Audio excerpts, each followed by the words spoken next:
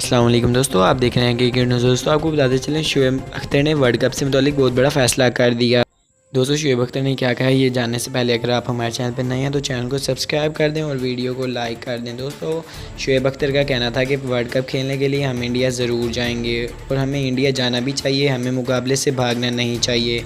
शुएब अख्तर का कहना था कि मेरी कोशिश है कि मैं इंडिया टीम को भी जल्द पाकिस्तान खेलने पर आमादा कर लूँगा और मुझे यकीन है कि इंडियन टीम पाकिस्तान खेलने ज़रूर आएगी और अगर इंडियन टीम पाकिस्तान नहीं भी आती तो हम इंडिया खेलने लाजमी जाएंगे और हम इंडिया की फैंटी इंडिया में ही लगाएंगे। शुएब अख्तर का कहना था कि अगर इंडिया मैदान छोड़ के भाग भी गया है तो हमें भागना नहीं चाहिए, हम इंडिया में वर्ल्ड कप के लिए खेलने जाएंगे। पाकिस्तान वाइट बॉल क्रिकेट की नंबर 1 टीम है, इसलिए पाकिस्तान किसी भी मुल्क में खेलने को तैयार है। पाकिस्तान इंडिया को इंडिया के मुल्क में शिकस्त देकर ही आएगी।